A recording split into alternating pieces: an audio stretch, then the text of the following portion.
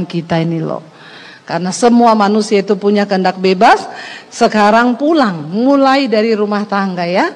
Suami istri, saya mau katakan pulang nanti. Kau berdua masuk dalam kamar, suami istri gandeng tangan, ya berdoa. Tuhan, bilang aku mengasihi istriku, aku mengasihi suamiku. Tuhan, tuntun rumah tangga kami. Kalau itu tidak pernah terjadi dalam hidup rumah tanggamu, jangan mimpi kau akan diberkati. Jangan mimpi anak-anakmu akan diberkati. Suami istri dulu harus bersepakat, karena berkat bagi anak cucumu itu turun dari dalam hidupmu. Kalau perlu suami minta maaf, kalau aku ada salah sama kamu, maafin aku. Ya, istri juga berkata demikian. Saya mau tanya, ya kalau disebut hamba Tuhan itu apakah yang punya jabatan pendeta? Dalam pemahaman saudara itu hamba Tuhan itu apa? Ayo jawab, berapa tahun sudah jadi Kristen? Hamba Tuhan itu apa? Ya, orang yang taat sama itu disebut hamba, bukan karena banyak pendeta bukan hamba. Ya benar. Ya, hamba Tuhan itu adalah ya satu, bukan jabatan. Hamba Tuhan itu bukan jabatan. Pendeta itu jabatan. Pendeta itu jabatan. Ketua sinode itu jabatan. Tapi tidak menjamin pendeta, ketua sinode, atau jabatan yang lain itu yang kelihatannya rohani, mereka hamba Tuhan, itu tidak menjamin. Karena hamba Tuhan adalah orang yang taat kepada Tuhan. Berarti saudara bisa disebut hamba Tuhan enggak? Ya, sekarang mengerti kan hamba Tuhan itu apa? Amin. Dan memang seharusnya kita semua ini ya adalah hamba-hamba Tuhan, artinya orang yang taat kepada Tuhan. Jadi jangan bilang itu hamba Tuhan loh, Bu Dewi Basir tuh hamba Tuhan loh. Kenapa? Sekarang orang itu banyak salah karena jabatannya pendeta disebut hamba Tuhan. Padahal tidak semua pendeta itu hamba Tuhan. Tidak semua ketua sinode itu hamba Tuhan. Hanya orang yang benar-benar taat pada Tuhan disebut hamba Tuhan, sekalipun dia jemaat. Ya, sekalipun dia nggak pelayanan di gereja, dia duduk di kursi gereja setiap minggu. Kalau dia taat melakukan firman, maka dia disebut hamba Tuhan. Kalau nggak taat sama Tuhan berarti hamba syaiton. Biar agak halus, jangan setan, syaiton. Ya, orang itu kan di dunia ini hanya ada dua, Tuhan sama syaiton. Lah kalau nggak tunduk sama Tuhan berarti tunduknya berarti jadi hamba. Pinter jemaat disentulin ya.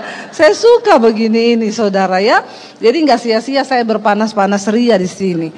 Saudara, Maria itu bilang, jadilah padaku. Tadinya Maria itu banyak protes waktu malaikat bilang kamu akan mengandung. Lah gimana? Saya ini belum kawin, saya belum punya suami. Saya gini. Lo berat lo untuk Maria lo saudara, karena dia harus menanggung fitnahan. Ya, tunangannya merasa belum menyentuh dia, tiba-tiba hamil. Ya coba saudara, saya juga memikirkan kalau saya yang dipilih waktu itu, untung bukan saya. Ya, tiba-tiba malaikat bilang kamu akan mengandung. Loh, saya belum kawin ya. Kenapa? Dulu pernah ada saudara di salah satu kota, begitu anak pendeta dia hamil, tanya bapaknya, kamu hamil sama siapa? Dia jawab sama Roh Kudus. Aku ini hamil. Ih, kita semua kaget. Ih, Yesus mau punya adik ya. Ya, jangan sesat ya, itu hanya terjadi sekali. Jangan ngaku-ngaku dihamili Roh Kudus lagi. Roh Kudus membawa kehamilan bagi dia. Ya hanya karena dia nggak mau ngaku, laki-laki itu siapa dia nggak mau ngaku ya. Hati-hati saudara. Saya itu sering bilang sekarang kan banyak orang-orang hamil di luar nikah ya. Anak-anak muda sekarang tuh banyak hamil, belasan tahun udah hamil. Ya saya bilang, Jepang sama Indonesia itu hebat. Indonesia loh. Jepang anak belasan tahun bikin robot, Indonesia belasan tahun bikin lebih canggih mana saudara ya? bikin anak loh. Kalau robot tuh nggak bisa bikin anak. Ini Indonesia memang luar biasa ya. Tapi jangan ditiru, itu adegan berbahaya. Jadi waktu Maria diomongin bahwa dia akan mengandung, berat saudara. Banyak pikiran memang untuk melakukan kehendak Tuhan itu tidak mudah. Semua kehendak Tuhan itu susah karena selalu bertentangan dengan daging. Banyak pertimbangan. Nanti nama baiknya Maria bagaimana? Iya, kalau suaminya percaya, kalau Yusuf percaya bahwa dia hamil oleh Roh Kudus, kan nggak mudah sekarang. Kalau orang ngomong dia hamil begini-begini, lalu Roh Kudus yang membuat dia hamil itu kan nggak gampang. Jadi saudara, Maria harus menanggalkan setiap kedagingannya untuk dia bisa taat kepada kehendak Tuhan. Nah, kita ini dikatakan melayani dengan hati hamba. Jadi sekarang kita sudah satu pemahaman bahwa hamba Tuhan itu bukan hanya pendeta. Amin. Saudara juga semua adalah hamba Tuhan. Sekarang bilang kanan kirinya, kamu tuh hamba Tuhan loh. Ya, ngomong cepat ngomong. Jangan lihat di saya. Lihat samping kanan kirimu, itu mungkin istrimu, anakmu, suamimu, ngomong. Tepuk pundaknya, kamu tuh hamba Tuhan loh. Ya begitu saudara, kita ini hamba Tuhan. Nah sekarang kita masuk saudara. Kalau kita hamba Tuhan, berarti kita semua ini terpanggil untuk melayani Tuhan. Kenapa kita harus melayani Tuhan saudara? Nanti kita akan masuk. Bagaimana sih melayani Tuhan itu? Apakah harus bisa main musik ya? Apakah saudara harus latihan nyanyi? Atau saudara latihan khotbah? Bukan seperti itu. Buka bersama Matius 20 ayat 26 sampai ayat 28. Injil Matius 20 ayat 26 sampai dengan ayat 28 saudara ya. Kita akan baca di sana.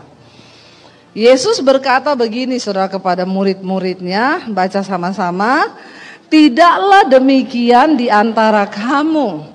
Barang siapa ingin menjadi besar di antara kamu, hendaklah ia menjadi pelayanmu. Dan ayat 27 bilang, dan barang siapa ingin menjadi terkemuka di antara kamu, hendaklah ia menjadi hambamu. Ayat 28, sama seperti anak manusia datang bukan untuk dilayani, melainkan untuk melayani dan untuk memberikan nyawanya menjadi tebusan bagi banyak orang. Saudara, kita semua terpanggil untuk melayani. Kenapa? Karena Yesus datang bukan untuk dilayani, tetapi untuk melayani. Oke Bu, sekarang kita mau melayani ini bagaimana Bu? Ya saya melayani. Saudara, melayani itu di mana saja. Dan inti dari pelayanan Yesus dia bilang, kalau orang dunia itu ingin terhormat, menjadi besar, maka mereka itu harus punya kedudukan yang tinggi, semuanya serba tinggi, supaya mendapat penghormatan manusia. Tapi Yesus bilang, kita balik tadi ayat 26, tidaklah demikian di antara kamu. Barang siapa ingin menjadi besar di antara kamu, hendaklah ia menjadi apa? Pelayanmu. Pak Sihombing ini kalau di kantornya dia mungkin punya banyak ajudan. Dia mungkin punya banyak orang di bawahnya, tapi di sini dia adalah pelayan. Makanya kadang saudara lihat geser kursi, ya suruh orang masuk ya. Karena mau berlatih menjadi hamba. Kita semua ini dipanggil untuk menjadi hamba. Ya, dikatakan di sana kalau orang dunia ingin menjadi yang terbesar, yang terhebat, maka mereka itu berlomba-lomba mendapat kedudukan yang tinggi, dihormati, wah disuruh duduk di ini. Tapi di hadapan Tuhan berbeda. Tuhan bilang, siapa di antara kamu yang ingin menjadi besar, hendaklah ia menjadi pelayan. Aneh enggak Tuhan Yesus itu? Aneh. Makanya semua orang yang ikut Yesus juga harus Amin, aneh, amin. Iya, biarin aja. Kita belajar, latihannya melayani di mana? Nomor 1 pertama di rumah, ya, di keluarga. Suami layani istrimu, istri layani suamimu, anak-anak layani orang tuamu, orang tua layani anakmu. Nggak usah punya karunia bos di rumah, amin. Bertobat. Ya, sekarang kita sini bertobat semua nih. Sadarilah, siapa di rumah yang mau ingin jadi bos? Ya, ada bapak-bapak yang semuanya main perintah, piring, gelas, handuk. Ya, ada di sini. Tobat. Ya, Alkitab bilang apa? Kau mau jadi yang terbesar di rumah? Nggak usah sok berwibawa. Semua suruh ambil, semua suruh ini. Ya, ada tangan kaki, 2 kaki, berjalan sendiri. Siapa yang ingin menjadi terbesar, dia harus menjadi teladan. Sama seperti Tuhan Yesus, engkau harus menjadi pelayan. Amin, Bapak Ibu. Bapak-bapak mau bertobat? Ya, nanti gak usah suruh-suruh lagi. Kalau bisa lakukan sendiri, lakukan sendiri. Ibu-ibu juga mau bertobat. Anak-anak muda mau tobat. Nggak ada yang amin anak-anak muda ini. Ya, harus bertobat. Saya latih di dalam keluarga saya. Ya, anak saya semua cuci baju sendiri, nyetrika sendiri. Saya bilang, kamu harus bisa tanggung jawab dengan hidupmu sendiri. Kalau dengan hidupmu sendiri saja kamu gak bisa tanggung jawab, bagaimana kamu bisa melayani dan menjadi berkat bagi orang lain? Iya enggak, saudara? Nah, anak muda sekarang tuh banyak, ya, seharian pegang HP terus. Di gereja aja pegang HP terus. Awas nih, ada yang main HP, saya suruh masukin kantong kolektor. Bertobat ya. Udah di rumah main HP, di gereja main HP lagi. Ya, saudara, bertobat. Latih karaktermu, bentuk karaktermu. Yang nilai kita itu siapa tuh? Tuhan. Karakter hamba yang pertama, dia selalu ingin berkenan kepada tuannya. Kita ini, Tuhan kita siapa? Tuhan. Kita ini melakukan menjadi hamba bukan supaya dipuji orang, tapi supaya kita dipuji Tuhan. Kalau kita dipuji Tuhan, luar biasa enggak, saudara? Wow, sebab bukan orang yang memuji diri yang tahan uji, tapi orang yang dipuji Tuhan. Amin. Jadilah orang dipuji Tuhan. Kejar apa yang berkenan pada Tuhanmu.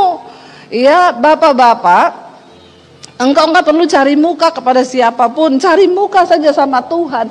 Saya yakin kalau kita cari muka sama Tuhan, kita lakukan pasti yang terbaik. Ya, anak muda dengar baik-baik. Ya, orang yang punya keahlian saja sekarang, ya, ke depan ini tantanganmu makin berat loh. Ya, dengan munculnya sekarang, ya, apa tuh yang robot-robot sekarang, AI ya itu saudara. Saya lihat kemarin ada selebgram AI pertama, dia bukan orang loh, dia robot yang diciptakan, itu endorse masuk semua sama dia. Pertama kali di Indonesia itu langsung jutaan followersnya, saudara. Iklan endorse masuk, bukan orang, robot. Jadi jangan kau andalkan cantikmu, gantengmu, pintermu pun tidak cukup sekarang. Orang pakai sarjana banyak, saudara, sekarang nganggur, iya enggak? Ya, bahkan pengkhotbah pun dikatakan sekarang robot khotbah. Saya ditanya gini loh, Bu Dewi, menurut tanggapan Ibu gimana nih? Sekarang di luar negeri yang khotbah tuh bukan orang lagi, robot. Ya, waduh, memang sekarang ngeri ya. Saya bilang, loh, apa masalahnya kalau memang robot yang khotbah? Ya, kalau pendeta sudah nggak bisa dipercaya, maka Tuhan bisa pakai robot. Iya enggak? Robot enggak homo loh. Robot enggak selingkuh loh. Pendeta bisa selingkuh enggak? Bisa, dia habis selingkuh berdiri di mimbar, habis homo dibawa dia naik di mimbar, bisa enggak? Loh, robot enggak loh. Jangankan robot, saya bilang, Tuhan berkata batu pun bisa dipakai Tuhan untuk tobatkan orang. Jadi kita perlu berjaga-jaga. Cuma yang nggak bisa di robot itu mungkin nggak ada urapan ya. Tapi kita nggak tahu juga urapan dari Tuhan. Loh sekarang kalau dia nontonnya di kamar, robot itu khotbah, lalu dia buka hati. Kan bukan soal pengkhotbahnya. Orang yang buka hati, hadirat Tuhan turun. Walaupun yang khotbah robot, yang robot sampaikan juga firman. Ngeri nggak akhir ini? Makanya anak muda saya mau bilang, kau jangan sombong dengan kegantenganmu, kecantikanmu, kepinteranmu. Kau S2, S3, S4, S21 pun kayak Samsung. Dengar baik-baik ya. Ini ke depan, masa depan ini akan semakin memburuk loh. Kita nggak bisa lagi dengan kekuatan-kekuatan kita manusia. Tetapi orang yang dikenan Tuhan, kau mungkin nggak terlalu pinter ya, tapi kau takut Tuhan. Kau mungkin gak terlalu pinter, tapi kau punya hati hamba. Orang sekarang udah bodoh, sombong lagi. Bagaimana mau diangkat Tuhan, saudara? Iya enggak? Iya, pinter, sombong masih agak-agak loh. Udah bodoh, sombong. Ya coba, apa yang bisa menjadi kekuatanmu? Hari-hari ini kita gak bisa dengan kekuatan kita. Hanya tangan Tuhan yang bisa mengangkat kita, saudara. Makanya dengar baik, saudara, ya. Ayo kejar karakter Kristus. Ayo kejar firman Tuhan. Dikatakan di sini kita mulai menjadi pelayan itu di mana? Di dalam keluarga. Ya, anak muda jangan sok teriak sama orang tuamu. Hari-hari ini saya banyak dapat konseling.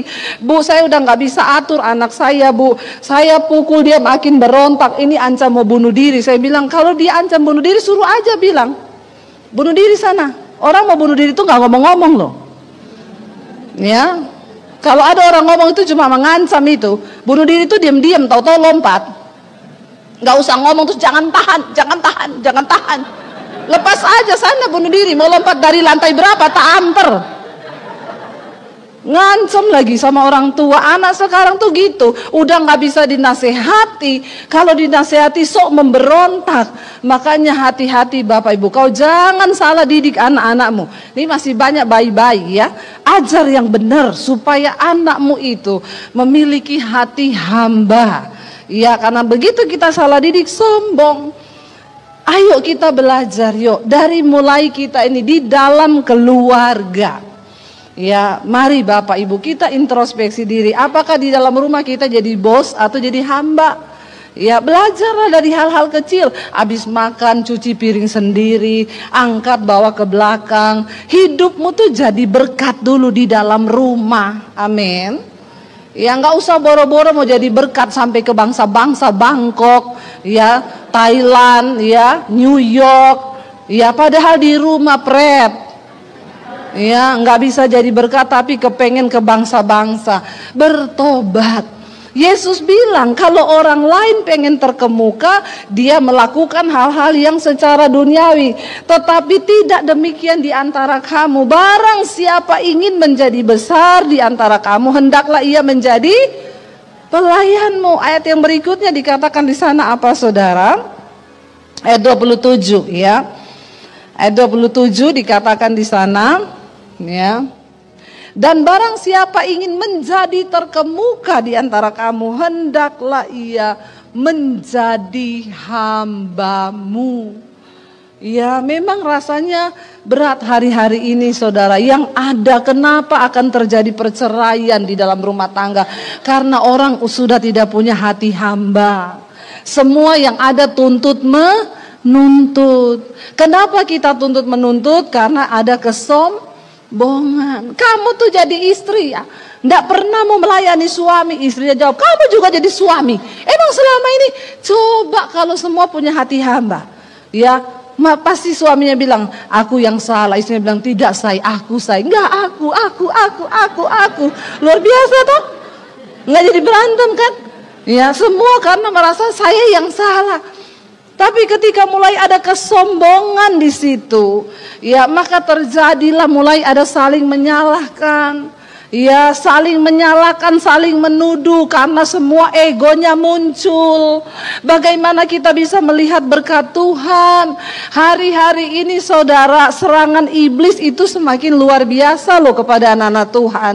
Kenapa? Saya cuma mau bilang ini akhir zaman. Kita ada di hari-hari terakhir. Ayo dari rumah tangga kita, hari-hari ini angka perceraian terus naik. Saudara tahu kenapa? Karena tidak ada yang punya hati hamba. Semua merasa, aku nih loh, ya ditekan. Itu enak aja jadi suami, itu enak aja jadi istri, enak aja jadi anak, enak aja jadi ini. Coba kita semua merendah. Karena orang yang ingin menjadi yang terkemuka, dia harus menjadi yang paling rendah, menjadi hamba. Lalu ayat yang berikutnya di sana dikatakan ayat 28, saudara, sama seperti anak manusia. Yesus itu datang bukan untuk dilayani, tapi untuk melayani, bahkan memberi nyawa. Loh, kita disuruh belajar dari Tuhan Yesus. Loh, kita nih belum sampai memberi nyawa bagi orang lain. Ya, makanya orang tuh kalau mau cerai saya bilang bertahan, Bu. Sampai kapan, Bu? Saya tuh terhianati loh. Saya tuh tersakiti. Lah, kau belum kayak Yesus kan? Mau kayak Yesus dibilang apa? Beri nyawamu. Berani enggak kau beri nyawa bagi suamimu? Ya, suruh doa. Tapi Bu, saya harus apa? Doa. Ya enak aja ibu suruh saya doa. Ibu nggak rasa punya suami saya kayak saya. Siapa suruh? Saya juga nggak mau rasa, salah sendiri. Ngapain kau suruh rasa? Saya suamimu. Siapa yang pilih itu suamimu? Kau pilih-pilih sendiri, kau suruh saya rasa, pret. Ya, kasihan deh lu. Makanya berdoa. Ya, jangan membantah, kita ini belum seperti Yesus loh. Suruh serahkan nyawa. Serahkan nyawa bagi istrimu, serahkan nyawa bagi anakmu, serahkan nyawa bagi suamimu. Sehebat apapun suamimu itu, senakal apapun dia, duduk di kaki Tuhan. Amin.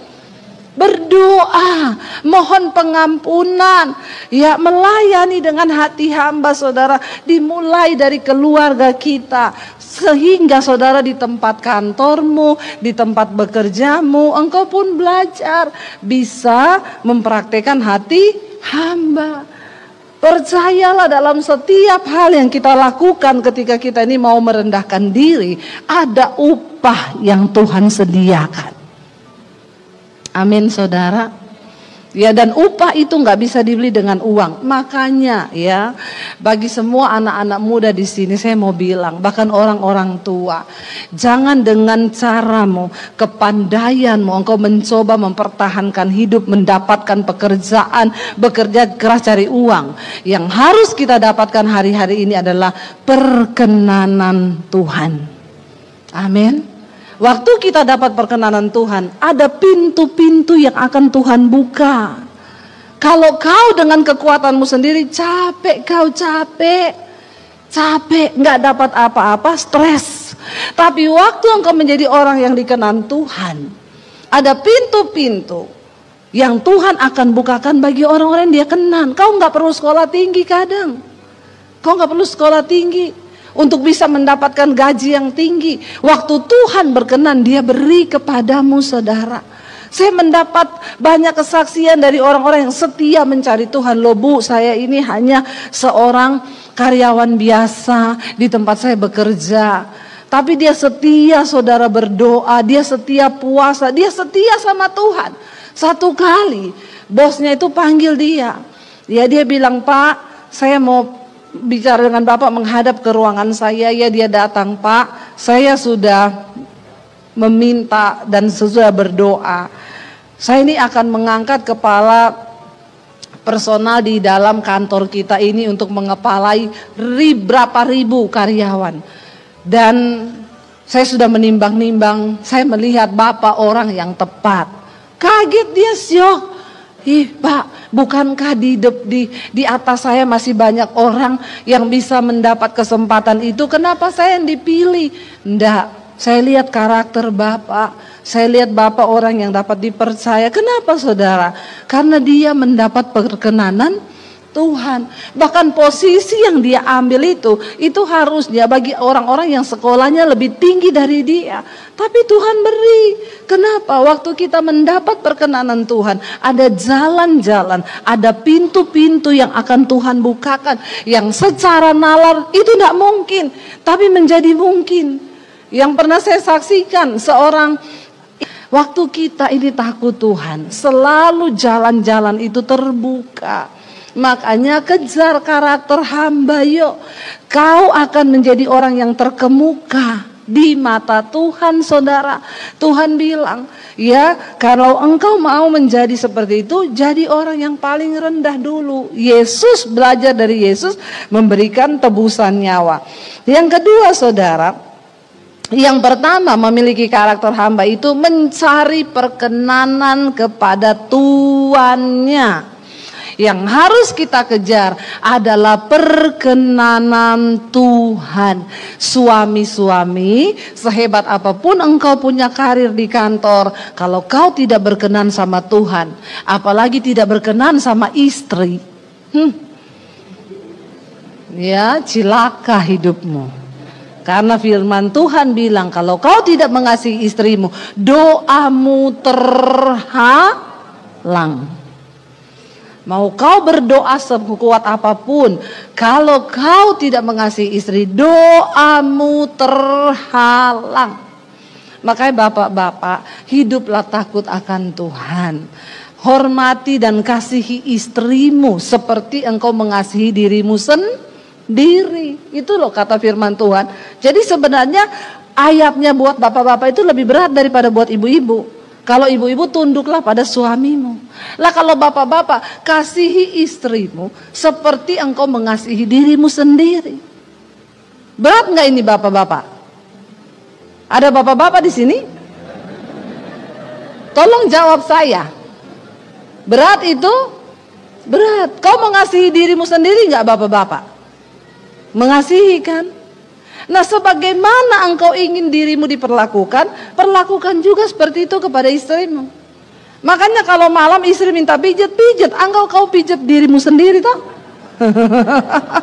Bapak-bapak bilang kalau ini tidak nyambung sih ya. Tapi ini rahasia firman Tuhan loh. Ketika suami mengasihi istri, rezekimu, berkatmu itu ditambahin sama Tuhan. Ya sudahlah, pakai ayat aja hari ini toh buktinya semua akal logika kita mentok. Saya ketemu banyak orang pintar stres, saya ketemu banyak orang kaya stres. Tapi orang yang diberkati Tuhan, yang dikenan Tuhan, dia mengalami damai sejahtera dan sukacita. Itu loh yang luar biasa, amin. Ya, damai sejahtera ini nggak bisa dibeli dengan uang. Sorga itu ada di dalam kehidupan keluarga kita masing-masing. Karena itu jadikanlah sorga dalam rumahmu. Dengan cara itu engkau ya mencari perkenanan Tuhan. Yang kedua saudara, bagaimana memiliki hati hamba itu? Ya, kita baca bersama 2 Timotius pasal 2 ayat yang keempat saudara. 2 Timotius 2 ayat yang keempat ya, 2 Timotius 2 ayat yang keempat firman Tuhan berkata sana demikian. Ya, kita baca bersama 2 Timotius pasal yang ke-2 ayat yang keempat ya.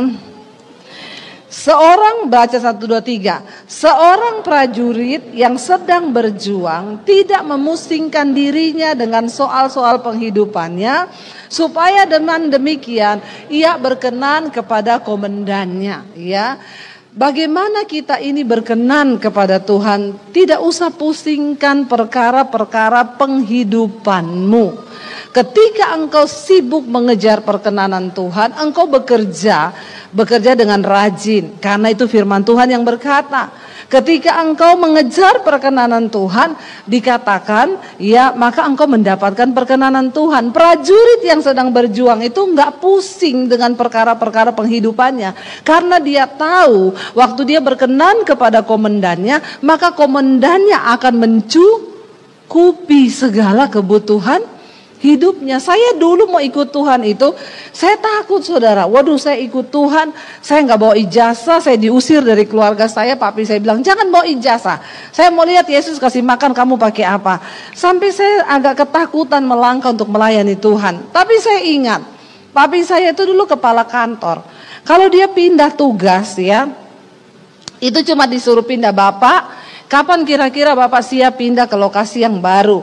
Ya, rumah sudah disediakan, ya mobil sudah disediakan, sopir disediakan, semua disediakan oleh instansi. Loh, saya tuh berpikir itu instansi dunia loh. Apalagi kita ini kalau setia melayani Tuhan loh. Ya, Tuhan itu pasti menyediakan semua yang kita butuhkan. Nggak usah pusingkan. Ada banyak orang hari-hari ini dia stres, depresi karena terlalu pusing dengan perkara-perkara penghidupannya. Masih 10 tahun dia sudah stres. Yang lucu, stres dengan keadaan zaman tapi nggak pernah cari Tuhan. Stres sendiri, bingung sendiri, akhirnya kena stroke sendiri. Iya saudara. Ketika engkau takut, cari Tuhan. Waktu engkau khawatir, cari Tuhan. Sebab Tuhan yang bertanggung jawab atas hidup kita. Tapi bagaimana Tuhan bisa bertanggung jawab? Ya ketika kita ini sungguh-sungguh hidup mengabdi kepada Tuhan. Dengan jalan apa? Jadilah pelaku firman Tuhan. Amin. Andalkan Tuhan. Nomor 1 kan Tuhan dalam hidup kita. Saya percaya saudara, Alkitab yang bilang loh, diberkatilah orang yang mengandalkan Tuhan. Tapi terkutuklah orang yang mengandalkan manusia, mengandalkan kekuatannya sendiri. Nah hari-hari ini banyak orang Kristen hidupnya terkutuk. Banyak. Dia kayak bangsa Israel, berputar di padang gurun 40 tahun, hidupku kok gini-gini terus ya, nggak ada terobosan, hidupku kayak gini aja, rumah tanggaku kayak gini aja. Engkau sedang dalam keadaan terkutuk.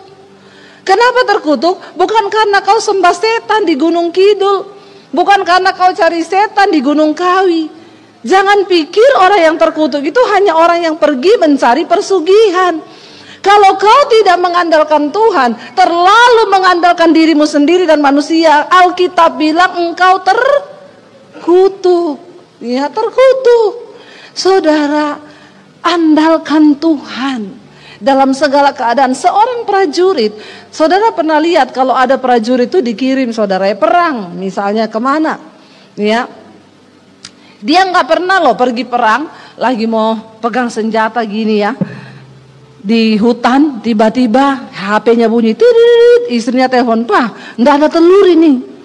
Mau makan mana telur?" Prajurit itu kalau udah masuk hutan, HP-nya itu sudah dimatiin. Nggak ada urusan, mau istrinya mati, mau anaknya mati, ya itu dia percaya sudah itu urusan negara lah yang urus istri saya. Nggak mungkin dia kelaparan. Karena prajurit ini harus fokus untuk bagaimana dia berkenan kepada komandannya. Ini gambaran saudara. Ya, ketika kita ini ada, saya tuh pernah ketemu dengan seorang yang dia pernah memang diutus perang. Dia bilang, "Aduh ibu, di depan kita nih musuh ya bu. Kita nih lagi tiarap di rawa-rawa. Di samping ada buaya." Saya bilang, "Terus bapak lari?" "Nggak bisa bu, nggak bisa lari." Ya karena waktu kita lari, kita pasti ketahuan musuh ada di situ. Jadi bapak diam aja. Saya bilang, "Untung bapak sama buaya temenan ya. Sama-sama buaya." Makanya temen buayanya mau makan, temenku, halo, ya buaya darat ternyata. Ya, jadi saudara sampai seperti itu loh. Bayangkan di depan ini mati, di samping juga mati, tapi harus memilih diam. Ya, seringkali untuk mencari perkenanan Tuhan, kita ini memang harus mematikan keinginan kita. Amin. Seringkali engkau maunya ke kanan, tapi seringkali Tuhan harus belokkan arahmu ke kiri. Jangan ngeyel, jangan bertindak dengan kekuatanmu sendiri. Enggak, perhitunganku itu sudah ini. Bapak-bapak, engkau berbisnis, engkau punya perhitungan, oke. Tapi jangan pernah lupa bawa perhitunganmu itu di hadapan Tuhan. Ajak istrimu berdoa, tumpang tangan dan bilang, "Tuhan, sertai semua rencana kami Tuhan. Kalau ini bukan rencanamu, gagalkan Tuhan." Katakan, berapa banyak kita berani berkata gagalkan Tuhan? Saudara mau apa aja, mau beli rumah, mau beli apa, Tuhan, kalau engkau berkenan, ya minta tanda, ini terjadi aku oke. Tapi kalau Tuhan tidak berkenan, tolong Tuhan batalkan niat kami. Tuhan tuh lihat loh saudara, waktu engkau serius dengan Tuhan, Dia juga serius dengan hidupmu. Jangan saudara engkau berkata, enggak, ini bukan urusan Tuhan, nih aku sudah perhitunganku matang. Bagaimana kita ini punya hati hamba? Iya, cari perkenanan komandanmu saudara. Cari perkenanan Tuhan. Ketika kita ini sungguh-sungguh mencari apa yang berkenan kepada Tuhan, saya yakin dan percaya Dia Tuhan yang maha melihat. Bagi Tuhan mengangkat hidup kita itu terlalu mudah. Yang menjadi sulit bagi Tuhan menaklukkan kesombongan kita ini loh. Karena semua manusia itu punya kehendak bebas. Sekarang pulang, mulai dari rumah tangga ya. Suami istri, saya mau katakan pulang nanti. Kau berdua masuk dalam kamar, suami istri gandeng tangan, ya berdoa. Tuhan, bilang aku mengasihi istriku, aku mengasihi suamiku. Tuhan, tuntun rumah tangga kami. Kalau itu tidak pernah terjadi dalam hidup rumah tanggamu, jangan mimpi kau akan diberkati. Jangan mimpi anak-anakmu akan diberkati. Suami istri dulu harus bersepakat, karena berkat bagi anak cucumu itu turun dari dalam hidupmu. Kalau perlu suami minta maaf, kalau aku ada salah sama kamu, maafin aku. Ya, istri juga berkata demikian. Mungkin kalau pulang ke rumah lama, saya minta sekarang yang suami istri lihat-lihatan. Coba, dari sini saya bisa menilai loh, rumah tangga saudara itu seperti apa. Karena ada orang loh di gereja, saya suruh lihat-lihatan enggak mau. Lihat istrimu, ya, yang dilihat istri orang. Lihat suamimu, yang dilihat suami orang. Coba yang suami istri sekarang tolong lihat-lihatan sama pasangannya, bilang, "Say, kita memulai bersama-sama ya." Coba lihat istrinya, lihat istrimu, jangan lihat saya.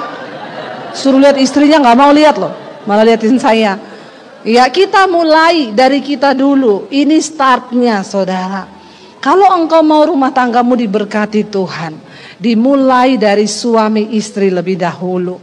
Ya, engkau hidup dalam rukun bersama, maka anak-anakmu diberkati Tuhan. Ada kerendahan hati kita bersama-sama. Tidak usah saling tuntut, kamu, aku.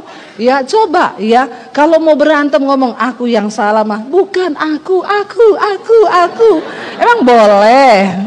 Ya, emang boleh sengalah itu? Boleh kata firman Tuhan, boleh. Ya, jangan bilang, emang aku bercanda.